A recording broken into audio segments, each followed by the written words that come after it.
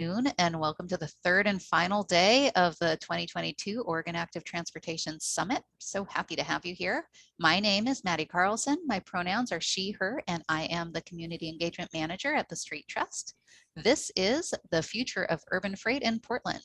You can type any questions in the chat or you can use the raise hand tool and we'll call on you. Both are found at the bottom of your screen. Please use the social media hashtag OATS22. OATS22 to post about the summit on social media. And do not forget to visit our website at thestreettrust.org to learn more about our other programs and activities. Your moderator for this session is Sarah Iannarone, Executive Director of the Street Trust, and I'm going to pass the mic to her now. Take it away, Sarah. Thank you, Maddie. Thanks to you and your team as well for pulling together such an amazing summit for us this year. I know we've all been enjoying these conversations that we've had together, as well as our social times in the afternoon. So thank you for all your hard work.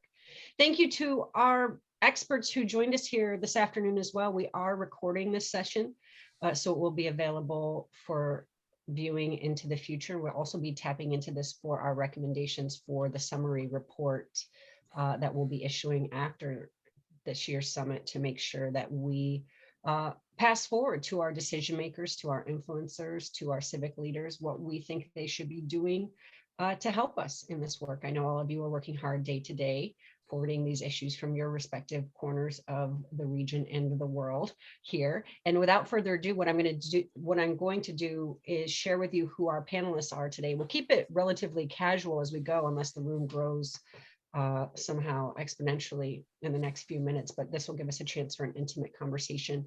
We'll start off with some intros, self-intros too, so that I don't have to try to wrangle all of the credentials and expertise that we have in the room, because it's far beyond what I can manage. So who we do have here, though, is Philip Ross from Beeline Urban Delivery. We have Sam Starr from Co-op Carbone. We have Soren Garber from SGA and Art Pierce from Bebop. And what I'm going to do for our first question is have folks introduce themselves, not just their name and your job title, who you work for or with, but what you're working on presently and how that relates to the future of freight. And we'll go in the order of Philip, Sam, Soren, and then Art. So Philip, would you get us started, please? And thank you. You got it. Hi, I'm Philip Ross, Director of Sales and Marketing with Beeline Urban Delivery. And what we're working on frantically is trying to decarbonize every single last inch of the last mile delivery that we're putting in to Portland. Part of that has to do with co-locating other vendors in our space and running a lot of integrated systems with them, so they don't have to go hither and thither all the way over the town. And we can have a single point of delivery system for folks to come to, reducing traffic and reducing carbon emissions from their machines that they've been using. Philip, Sam? Great. Hi, I'm Sam Starr. I'm a strategic advisor in sustainable logistics at Co-op Carbone. I am a consultant in sustainable logistics and have spent a majority of my career in the logistics and supply chain fields, working for companies like FedEx and other third-party logistics firms. So Co-op Carbone is a nonprofit cooperative on the mission to reduce GHG emissions and negative externalities from logistics. We co-create projects between the public and private sectors, and as part of that, conduct studies and reports. Some of the projects we're currently working on include a sustainable logistics shipping platform for small businesses across the city of Montreal, and we're looking to actually expand that in other cities. A green delivery label, and that's not just whether it was delivered by a cargo bike or EV, but also is the organization as a whole dedicated towards sustainability, like a B Corp, for example. We're also working on a new micro hub in Montreal to further decarbonize the first and last mile deliveries across the city. And I am working on expanding our work outside of Quebec. I'm based in Vancouver, BC, and have done some work in the past with the folks in Portland as well. So happy to be here. Thanks, Sam, and thanks for giving us that geographic grounding as well. Soren, tell us a little bit about yourself and how you're involved in the future of freight, please. Oh, sure, thanks. And I'm really happy to be here. Soren Garber. I'm a transportation planning consultant. Been in Portland for about 30 years. I'm more of a traditional planner than I think my colleagues, except for maybe Art on the panel here. I've worked for big engineering companies on freight studies and worked for ports, worked for the state, I've been working with Art and his group on a number of plans, including right now we're working on the 2040 freight plan. I'm a member of the Portland Freight Committee, the Oregon Freight Advisory Committee.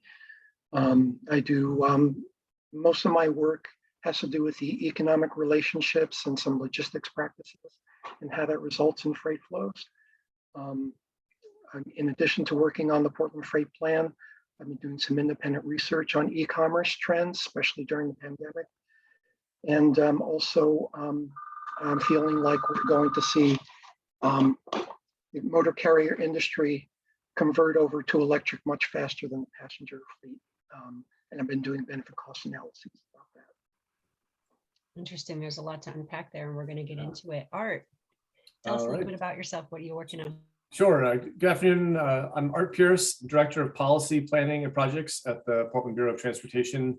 I've been with PBOT for 24 years as a planner or project manager, and now as a group manager over a whole host of activities that really include the long-range planning and policy settings, such as the 2040 freight plan that Soren just mentioned, as well as the staff. We have a freight modal staff person that staffs the freight advisory committee and works on overseeing those freight policies. And then project planners who are creating changes to the streetscape are working with those modal coordinators to look at how to integrate the needs of freight along with transit, cycling, pedestrians, and motor vehicles. And then I also oversee the capital team, which is delivering those projects. So sort of the whole life cycle of that, that environment I'm actively involved in. And so in terms of the future of freight, right now we're working on the Freight 2040 plan that really is updating the 2006 plan, which is the last version of our freight plan. And there's a lot changing right now. It's a very dynamic moment to be looking at logistics and supply chain. And so it's a really exciting time to have the resources such as Soren and others helping us think about how this next round of freight delivery can really, in particular, better further our equity and climate outcomes that we as a Bureau are underpinning all our work with. Well, we have some talent in the room and some experienced folks, both on the panel and in the audience. So I'm excited to dig in. One of the things I look forward to when we have a gathering like this is dreaming a better future into being. So when we think about the future of transportation and the future of freight in particular here, I wanted us to start out from that perspective before we drill down into some of the weeds, if you will, the day-to-day and the gnarly stuff that we have to unpack and untangle to get things done. What do you see in your future vision of a system that's really working? Where do we need to go? And what's in our way from getting there? And maybe we can work our way backward this time. We'll go Art, Soren, Sam, and then Philip. You bet. I think that, the moment we're at right now, because the way that goods movement is changing so much, we really need to understand how our network and our policies can be in service in a different way to the movement of goods. I think sort of historically, we've thought about goods movement as big trucks going to distant intermodal yards, and somehow things get to our stores, and then we see the goods when we go directly.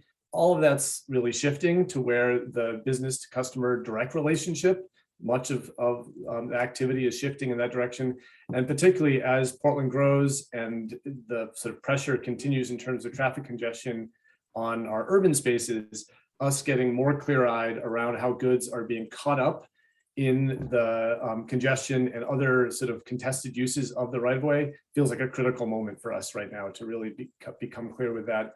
And I think there are ways in which we can marry the objectives of active transportation, in particular in transit, along with the needs to prioritize not delaying goods movement. And I think having Beeline here is a good example of where we can bring our active transportation and mobility uses together, and other things such as freight priority lanes, like we're testing in the Central East Side right now, is another example where we can have transit and freight priority joining together. So I think it's finding those dual wins, and I think we're moving some of the sort of oppositional frame to how goods can be part of a successful urban city is the win that we're hopefully heading towards. Thanks for that thoughtful answer. Soren? A couple of caveats before I tell you my vision. Um, uh, if anyone believes in any forecasts that are out there, I've got a bridge to sell you, really cheap. And secondly, if we don't think of anything new, we're just going to be arguing with each other about curb space, about street space, about capacity and things like that. But overall, my vision would be to create more smaller consolidation centers where almost like the Chinese have these octagonal kind of geographies. There's 8 villages, and then there's a central business district, and then there are 8 larger ones and things like that. You know, and there's I forget where in Germany, but the U.S. Post Office doesn't deliver anything to anyone's house. Everyone picks it up at a satellite place. And in addition to places like the Red, where the Beeline operates, and even having storefronts where you can pick up your packages, I would really like to see that be more and more of the future. And let's talk about the limited capacity we have and how best to balance modes. So kind of stretching out the ultimate destination is what I'm talking about, to have more of these consolidation centers, have more kind of 7-Elevens, Whole Foods, Fred Meyer's, accept packages, so that we can now walk to pick up our packages. We can use smaller vehicles. And one other thing is I think whichever direction we go, and I think we're going to be seeing a lot more zero emission vehicles in the future. Thanks for that. Very insightful. Sam. Yeah, I'm going to echo what Soren and Art said, and I completely agree. We definitely need a lot more of these distribution centers. We need micro consolidation centers.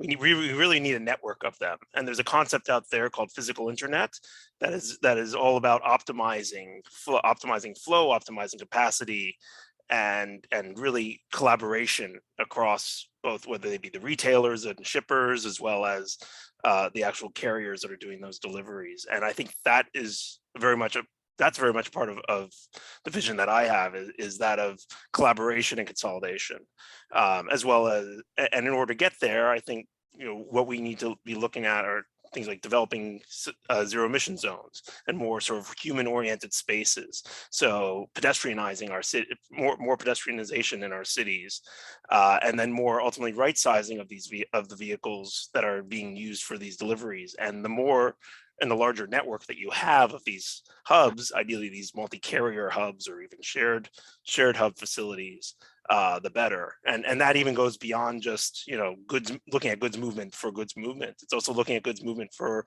we have other transportation networks out there that are technically being underutilized, like our transit networks.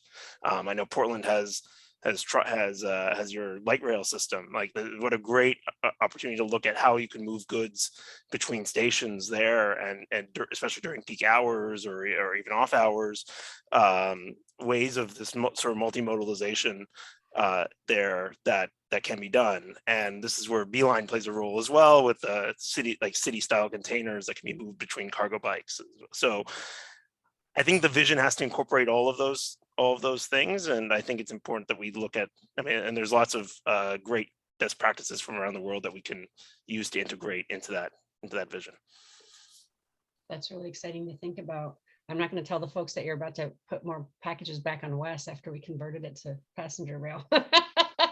Philip. Oh, I'm not. Oh, sorry. Maybe I should clarify, because I know here we have the same issue here in Vancouver too, where a lot of it, where freight takes priority over passenger rail.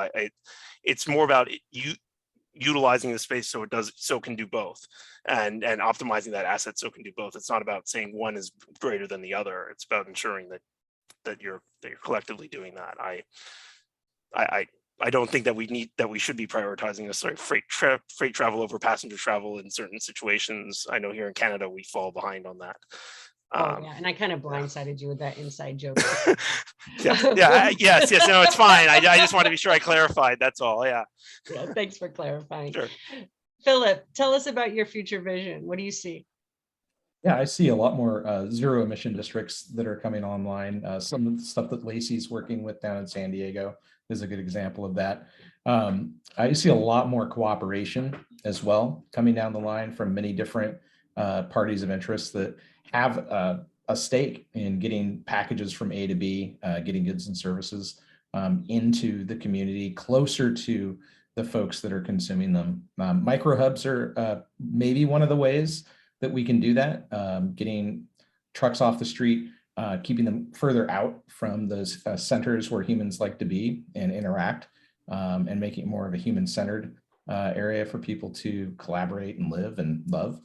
And we're working really, really hard at Beeline to try and talk to folks that maybe traditionally folks wouldn't expect us to talk to, like trucking companies like the Amazons and the FedExes and the UPSs as well, to get those shared facilities in and to all work together.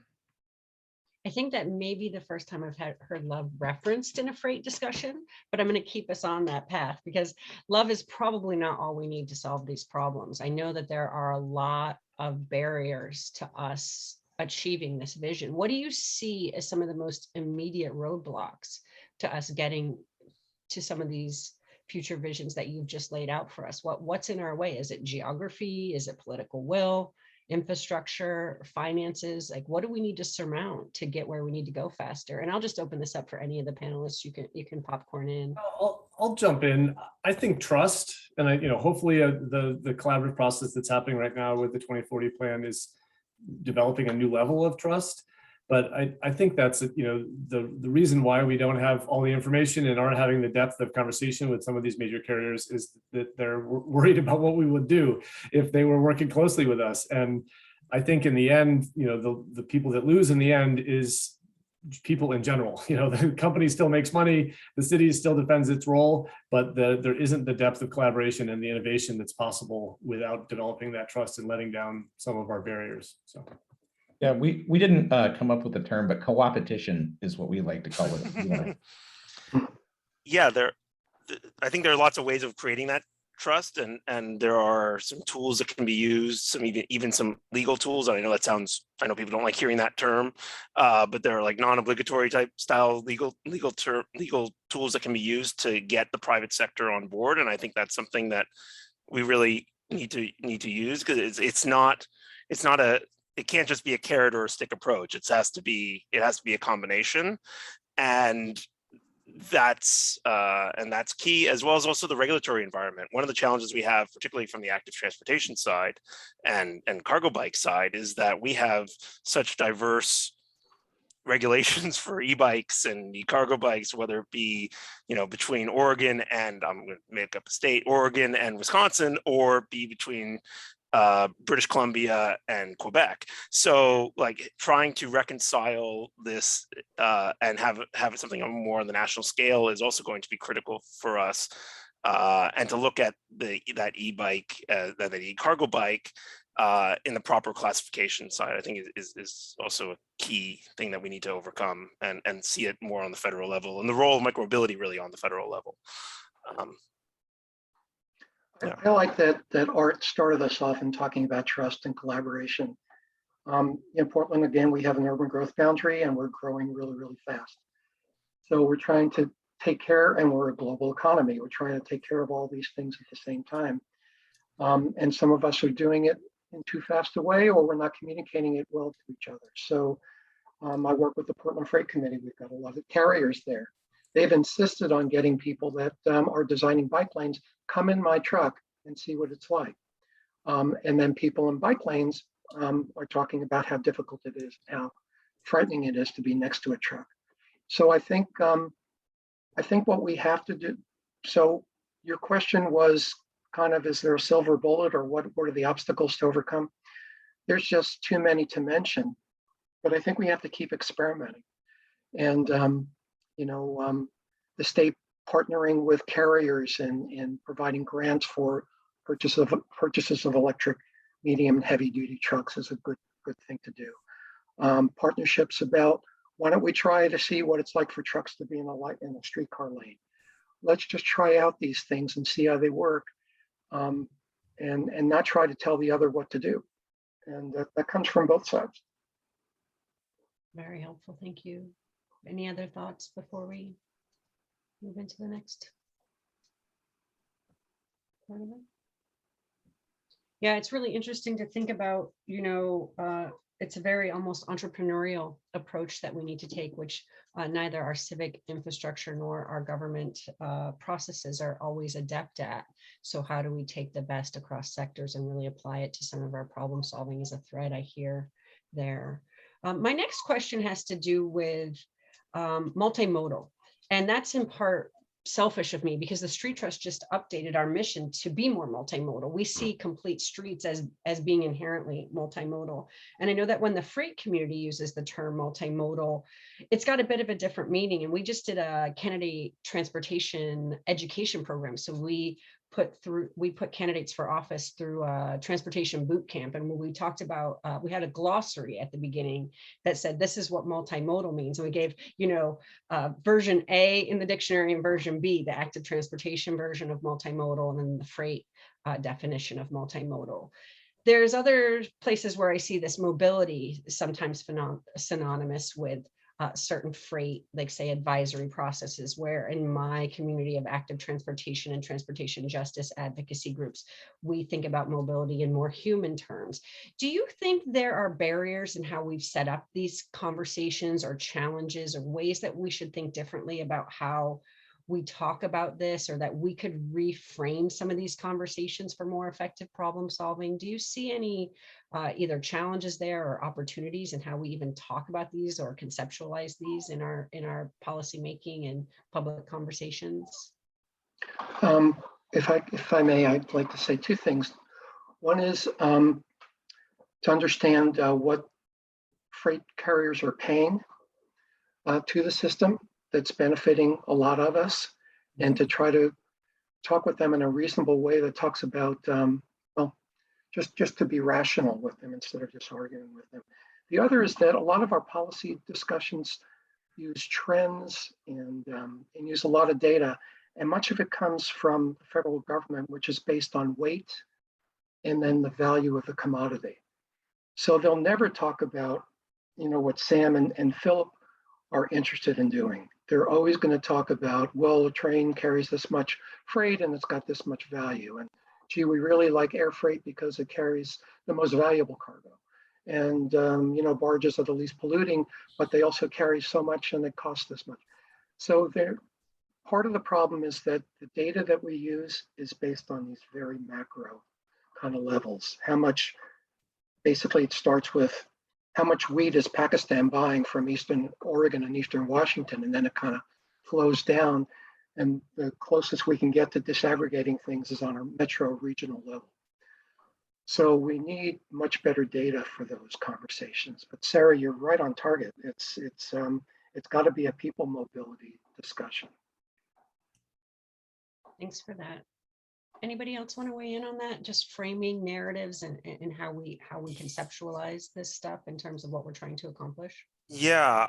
Oh, Art, if I may. I think building on what Soren said as well, like one of the things that's not really being talked about is that really a lot of the freight vehicles today are really only 60% utilized at any one time on average. And this is not just here, this is across the globe.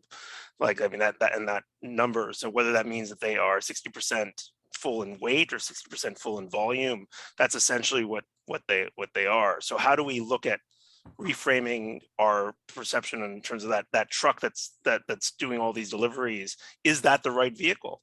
Is it in the right place? Like, do I really need that big UPS truck to be delivering in the downtown core and taking up that parking space? And should we, so especially if it's not that full, and it's also a danger to the pedestrians or children or whatever in the area. So I think that's part of the reframing, as well as looking at it in terms of, are we using the right vehicle? Are we right sizing?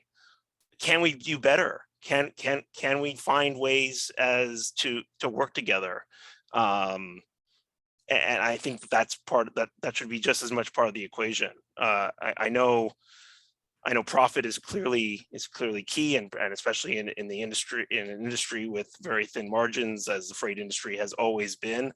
That is always the biggest challenge. But that being said, there are so many different ways to find to find cost savings and to find, but that also have a better impact on driving sustainability and better impact on creating better utilization of your assets. And I know we can get into that a bit later, but yeah, Art, sorry.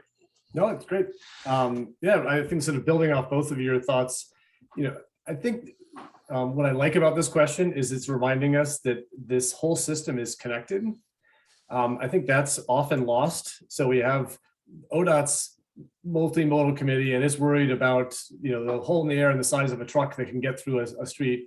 And we have Portland's modal committees worried about individual modes without really integrating the degree to which there's trade-offs between all these back and forth. And the choice that someone makes to make a short trip by driving that delays traffic on I-84 into downtown is having these impacts rippling through the cost of goods and the delay for that, the number of turnarounds that delivery entity might be able to take on.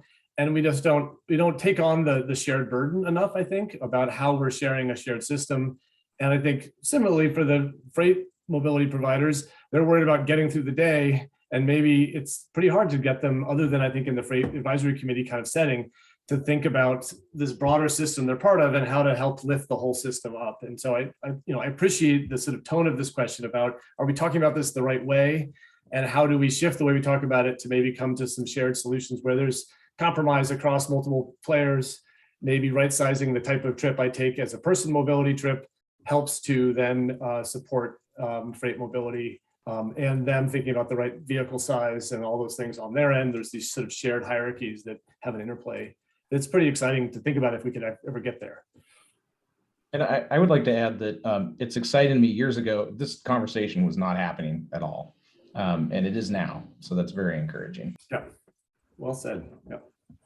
Well, I'm glad that we're evolving in many ways. We changed our name from the Bicycle Transportation Alliance to the Street Trust in large part so that we could begin to help get us here as an advocacy community as well. So the streets we know belong to all of us, and street users. We actually talk about in our updated language now, professional drivers are a big part of our street users that we represent day to day. They work in our streets along with many other people. So thinking about those folks as part of our community, I think is really important as we do this work, and that sharing of both the concerns and the benefits is going to be key. This is Soren, you said something earlier about not relying on forecasting, and I can't think of a more dynamic time possibly in my lifetime. Maybe 9/11 was the last time when we felt so at sea about what was going to be happening next. I remember the skies being quite quiet. Remember that right after that, and things weren't moving. But now post-pandemic, as we're emerging, we've seen patterns that we were planning a lot of things around completely disrupted, and the public demand has shifted as well. So even as we're emerging from the pandemic, it's not like we're returning to a pre-pandemic. We're moving towards something that we're having a very hard time understanding what will be in terms of workforce mobility, demand for goods and services, even transit, and who's going to come back on transit and who's not, right, after years of advocacy. Similarly with active transportation and commuting. So what happens now? Like, what's in our control that we can really put the power behind government and some of these regulatory tools to shape? And what are we in a wait and see moment about? Like, what are we completely without data to understand? Can we talk a little bit just about the chaos, dynamism, and confusion going on out there? I've got a few things to say. I'll start us off. Well, the comment I made about forecasting is when I started my career, I worked on a forecast in the early 1980s, and we didn't think that women were going to enter the workforce. Okay, so that's what I feel about forecasting. There's so little that we know about the future, and what we just experienced in the last 2 years is such incredible proof of that. The way shippers and retailers and others adjusted their logistics to make things work. The fact that even before the pandemic, we were able to get products from Whole Foods within a couple of hours. And these aren't products that are always off the shelf. You know, it used to be that somebody made a prediction, this is what the inventory ought to be. You go to the store and you buy what's there. Now we're asking for very personalized, tailored things and still getting to us in that day. So the logistics have just been remarkable, regardless of how everyone complains about that. They're able to figure out a way where there's a will, there is a way. So I think I'm not sure exactly, I don't think I exactly remember your question, but I'm gonna go in this direction, that I think that we need to be thinking about our real strong values, our true values, and just implement policy based on those, and maybe not do everything in the kitchen sink all at once, maybe start a little bit, but sort of like Santa Monica, it's got this voluntary zero emission zone. Start off maybe with something like that. A zero emission zone is great in so many ways, but it's got to be predictable to the industry for it to work a little bit better. I think I'm going off on too many tangents, so I'll turn it over to someone else. I apologize. No, and that's fine. And just to reiterate in a short form, you know, there's a lot of dynamism out there. What can we control and try to steer, and what is beyond our control that we need to adapt, play catch up, and or manage and mitigate, basically. Yeah, I think I'll build on it. I think it's a combination of control and cooperation. I mean, it really, in order to achieve what you want to achieve, to get to ultimately zero emission logistics in a city, let's say in 20, 30 years, hopefully sooner, is going to take that industry cooperation and understand and working together with them, and not just the carriers. And we were talking about all stakeholders here, and getting them on board with what is that unified vision. And there are certain levers that can be used, whether that be zero emission zones, curb management, you know, nighttime loading, you know, especially properly pricing the curb, I think is a really key piece here. And yeah, no one wants to think about it that way, but that's that would really significantly help reduce in right sizing the vehicles, as we were talking about earlier. So I think, you know, that there are certain places, I don't think wait and see is the approach. I have talked to a few municipalities who seem to think that, you know, the private industry is just going to figure it all out, and I don't seem to understand how they got to that point, but that's their sort of mindset. It definitely is going to have to take collaboration, and it's going to take working together, and it's going to take agreements. And the advantage of getting these companies that typically compete with each other to sit down in a room with a common vision of the city of Portland and say, okay, this is what we're trying to do, is huge, because you're going to get projects, and they're going to come up with projects together that they might not have ever thought about doing before, whether it be between carriers, whether that be with retailers, et cetera. I mean, that's how a lot of this is working right now in places like Europe, where retailers are coming together on a unified platform to do delivery by cargo bike through micro consolidation. And they're finding that, let's say, these 7 large retailers, this is out of Antwerp in Belgium, where the 7 large retailers are coming together and going, and the result is 25% fewer vehicle kilometers traveled and 90% reduction in emissions. So that's still a small piece of the pie, but if that's what can be done through some form of micro consolidation, and that sort of coming together and comes out of these workshops and comes out of the sky's the limit then, in terms of ultimately how we can get to solve this without just waiting for electrification, which is the other piece of it, you know. And yes, to Soren's point at the very beginning, yeah, we there will be the highways and the trucks and all that, and buses are probably going to be electrified much more quickly than our passenger car system, for sure. But you know, we can't just wait for electrification in logistics. And even then, that's not going to solve all the other problems as well. You know, it's still the same. Electric vehicles and automated vehicles are still going to congest our streets. They're still going to, and that's not necessarily the right thing we want in our downtown cores.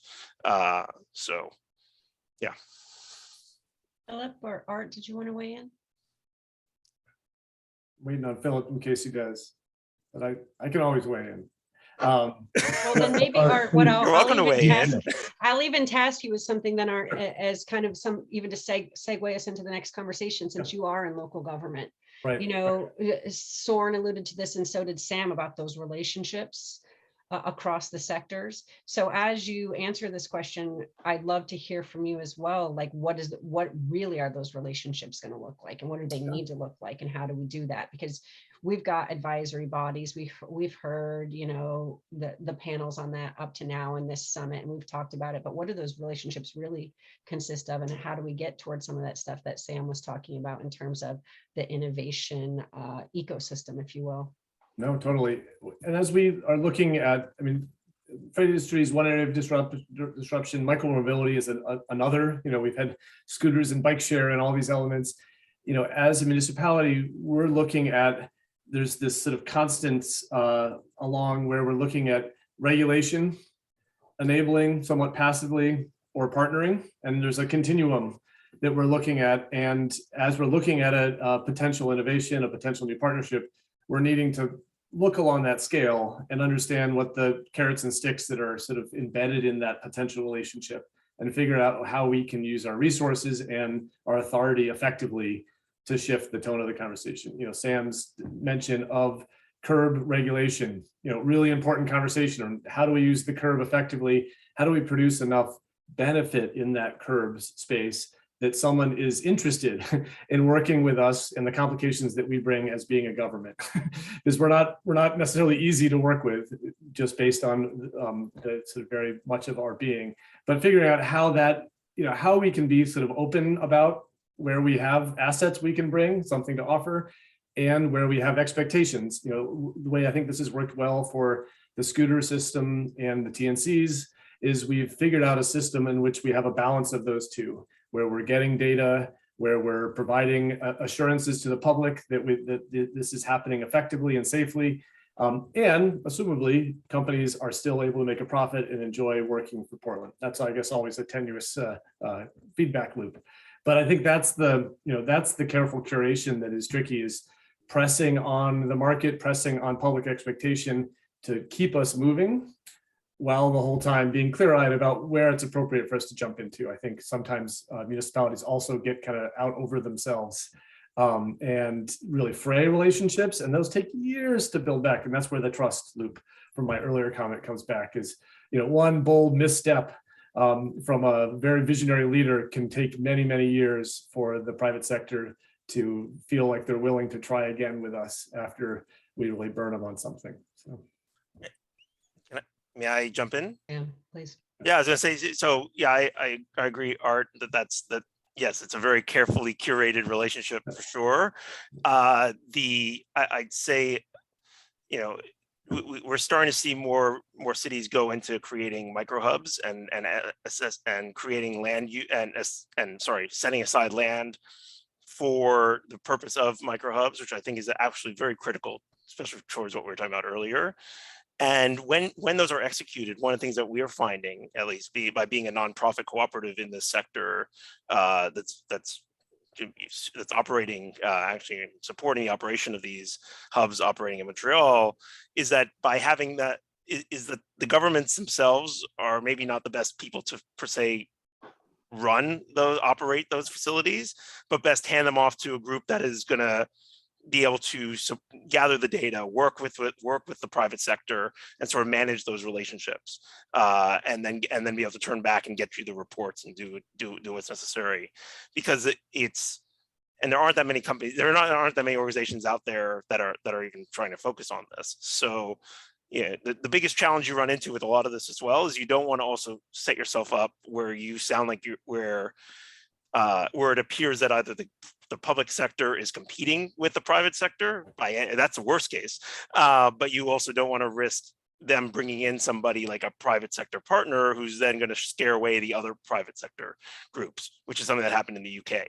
So like we don't want to see like, okay, favoritism towards one organization because of a bid, let's just say, or an RFP, that therefore leads everyone else to say, oh, well, I'm not going to participate in this multi-carrier hub anymore because this one company's now is running it. So that's where I think there's an important balance to be had between the private and public sector and the use of and work with organizations that are NGOs, which is actually one of the reasons why I actually joined Co-op Carbon and not just a standard consulting agency, is because I think that it's important that that this role be played, particularly in sustainable logistics. Yeah, it's a really good point. Philip, did you want to add anything as a private sector rep here? Boy, I wish I could. This is all great. I'm glad I'm here. Folks. I think just being willing to talk to people that maybe you haven't talked to before, that may traditionally seem like a person that you're in opposition against, really does help. Absolutely helps. Talking to a lot of different freight haulers, it's bedeviling them how to get that extra empty space in their trucks to be utilized, and it just turns out that we're one of those types of businesses that can help them do that. Yeah, unfortunately. Actually, a follow-up question for Philip. I think you operate in an urban consolidation center that's being curated by a nonprofit. Am I tracking this correctly in the red?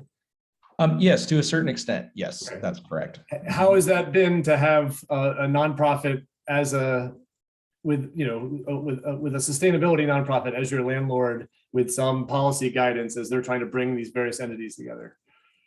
It's been very helpful, actually. Being able to work with a like-minded organization is always nice, of course. And they have a lot of connections, as do we, that help each other out. We can help each other out achieve policy goals. And being a B Corp too helps quite a bit. That triple bottom line of people profit is just really, I don't know, it just keeps us honest. How's that? The trust piece there too. Soren, you wanted to weigh in? I want to do a plug for two projects that I think would build trust and are win-wins for industry and public government. Sam was alluding to it before, I think, about crowdsourcing. So crowdsourcing is something that's done independently. So let's take Oregon's, let's say there's a truck coming up I-5 at Wilsonville. They don't really need to, they have one small delivery to make into downtown Portland. So they hand off to somebody else.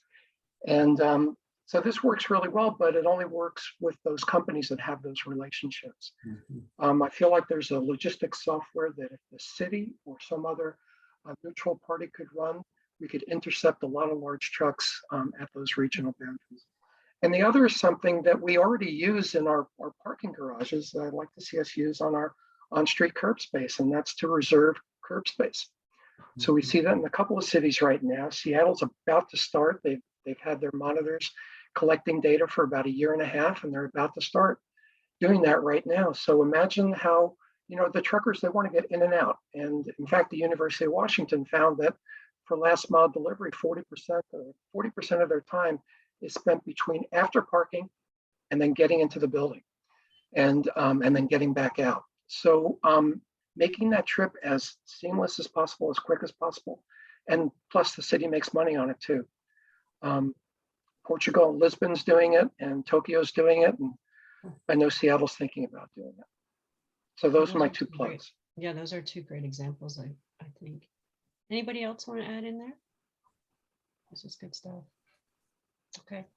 I'm going to pivot us a little bit. One thing I hear there, and I saw you nodding your head a little bit while folks were talking, is it sounds like, government as infrastructure provided both hard and soft, right? It's not just that physical infrastructure, but that civic infrastructure, that technological infrastructure, and some of that coordinating function is what we're hearing here in that relationship, which is really actually rewarding because Portland has invested in that heavily over the years. And I do believe that we'll have a long term return for us, even though sometimes it can feel painstakingly slow in its implementation and stand up, which leads into the next question, which has to do with advisory bodies, planning processes. We are a place that we'll have a meeting about having a meeting about a plan, and we sometimes are dinged, especially by the private sector, for being too process heavy. It can make us seem like we're unfriendly to business. There are many, as you said, processes underway. Inevitably, someone feels left out. So How is this playing out in real life? You're all involved in these to some extent or the other. And Sam, I'm not sure if that's the same context where you are up in BC right now, but I do know that you also have high levels of civic engagement there as well. What does the public participation in planning and the planning process look like for the future of freight? Is it working? Do we need to revise it? Are we going to be able to get to implementation? And especially in terms of GHG reduction and some of our climate goals and our equity goals, how is all the planning and all the processing really playing out on the ground in your perspective? And is it working? Should I start? Yeah. I think the policy frame and the discussion, I think, is very fruitful, both the Freight Advisory Committee and there's a specific advisory group for the Freight 2040 plan itself, are great forums, monthly meetings. I'm not sure that we figured out how to produce the type of sort of innovation pipeline that would really drive change and drive public-private partnerships rather than discourse. The city brings a plan and we get feedback on it and then we go back and do our thing. And so at least this question is making me think of the Los Angeles Office of Extraordinary Innovation and their bench RFP, where they just put it out there, that we're going to have a constant open door for an RFP. And if you bring in an idea, we're just going to process it and have authority through purchasing to start figuring out how we can co-invest on making something happen. And I guess I could see some real innovation coming out of the Freight 2040 planning process, that might be the type of sort of system we put in place so that private entities that have an idea and want to make something happen sort of have a friendly front door with somebody who's disposed towards moving quickly and getting something to happen to see if they can really do something together. Really interesting. Anybody else want to weigh in on that one? I led the 2008 freight plan for the city of Portland, and now I'm a sub-consultant on the 2040 freight plan. And the public engagement is completely different. It's so much more positive on the 2040 freight plan than it was before. And the Portland Freight Committee had just gotten started in the late 90s, I think it was. And it was really a pretty cantankerous group of people. And but I think over time, maybe it's becoming comfortable with each other and then comfortable with the city. It's become a lot more productive. So conversations are not just, I can't believe you put a bike lane on Lombard. It's more like, could you consider making it a little bit more of a protected bike lane? Is there any way to do that? It's a much better conversation than it used to be. I was going to say, I think some of this also comes down to education and education of both the public and sort of driving awareness to businesses large and small, of the opportunity here. I think that would really help propel a lot of this forward. So particularly when it comes to like education of the public of the ramifications of ordering something and having it delivered in 2 hours. What is that actual cost? What is the cost to the city? What is the cost to the, because these are things that as we struggle with sort of overcoming North American car culture, I'll call it, we continue to wrestle with is just lack of visibility and understanding what are the results of our actions and what does that mean, and why free shipping isn't really free, and it never has been. So really understanding that I think is important, and I think that would help better drive the conversations as well with these working groups, with it to better understand that, because it's really the small businesses in particular, the ones that don't have the ridiculously low price contracts and who really struggle with the cost of that shipping, and then the city also struggles with that too. So I think it's really important that these conversations be focused around and be combined with some public education. And I think that's really a good role for the city to play, is also really understanding and quantifying what is the impact right now and how and what is it going to take to get there, and why this is so important ultimately. I think our nonprofits can help with that education piece too, Sam, a lot, because I think there's education to go in all those directions. we can be seen as a bit of a neutral broker. And we don't have a university rep here either, but I do think the universities have a role to play there as well. Philip, did you want to weigh in? I saw you nodding a little bit. Yeah, I was just going to say that, let knowledge serve the city is Portland State's motto. And yeah, absolutely. Working with educational institutions as well has helped Beeline quite a bit. We've interfaced with them a lot, and urban planning as well. But yeah, that communication is key. And the conversations I've been hearing since the pandemic started about how things that people never thought would be able to happen on the e-commerce realm is happening. It's happened, and the future is now. I keep hearing that a lot, especially when they find out that Beeline and many other companies are using electric vehicles to get their goods to market. I mean, no one thought that would ever happen within the next 5 to 10 years, and here it is. And there you go. Well, and you just go ahead, Art. Were you going to weigh in? Who was Soren was. Oh, go ahead, Soren. Sarah's e-commerce gives you such a great context to start these conversations. People never understood the way freight moves, and now they're beginning to understand a little bit more about the supply chain. And there are a couple of things. It was either UPS or FedEx. Sam, you would probably know. The chairman said, the most important way that we can mitigate our environmental impact is to not have overnight delivery. So if a group like the Street Trust could talk about the environmental impact of demanding something overnight, just the logistics involved in doing that. And then finally, just to talk about e-commerce again, is to have a couple of simple flow charts about the supply chain and how things move.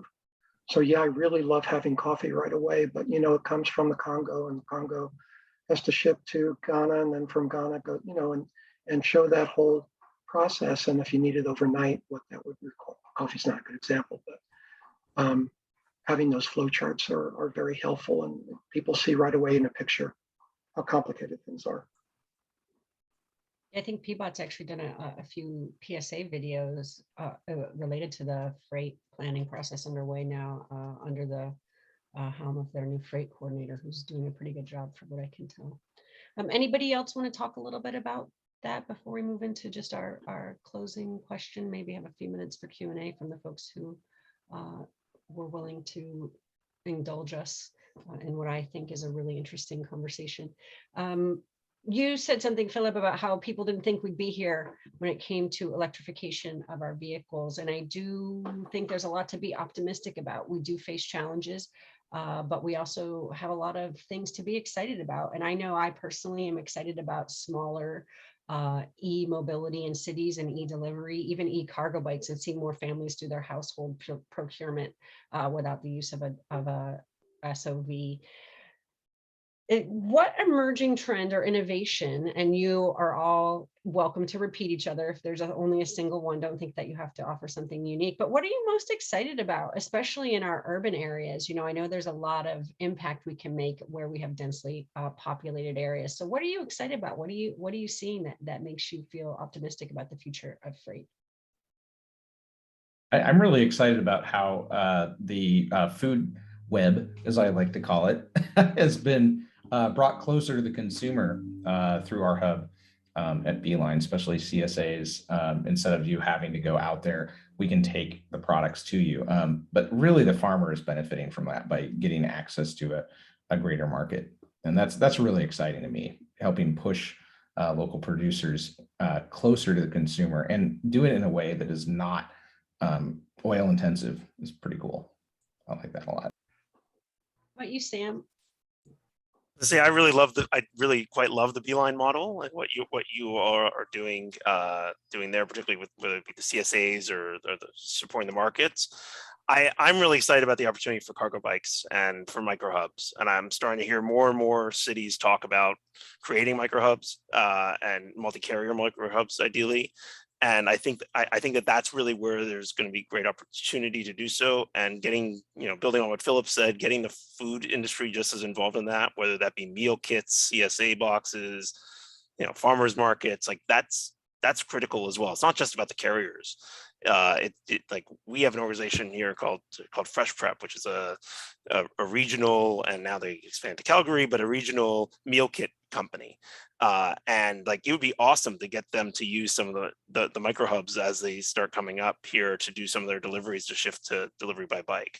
I think that they're just like, it's beyond just the carriers. And I think that that's really where we're going to start seeing some change, is by getting recognition around stakeholders other than just carriers too in this process.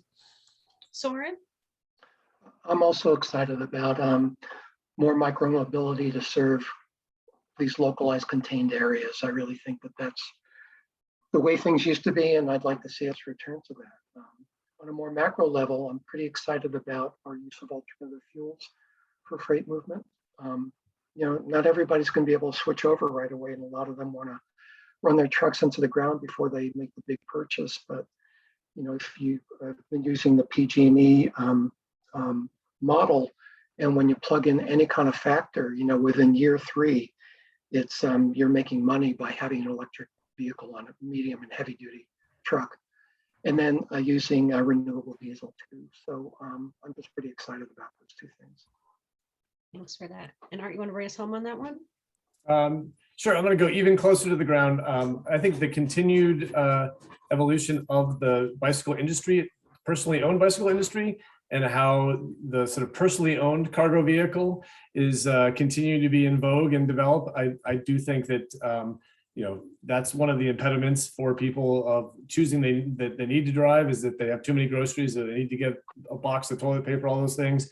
And if you start having a vehicle that can take a little bit of payload, suddenly you can go all over the city, especially electric assist ones. So it seems to be a really growing trend of more and more providers creating those kind of vehicles. And I think that won't diminish the efficacy of a Beeline service, but will distribute the ability for people to maybe go to a parcel center and come back, rather than them driving to that parcel center a mile away. They could take their e-cargo bike and go make that pickup. This is all so exciting, and I'm so grateful that you would come and take a minute to share your perspectives, your expertise, your insight, and your dreams with us.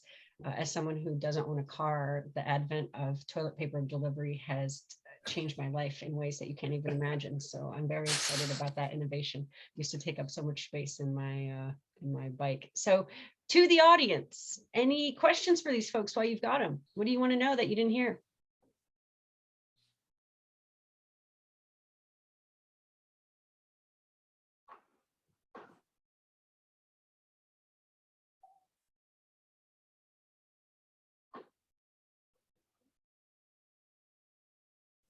We nailed it all. I was going to say, I feel like we've got it all.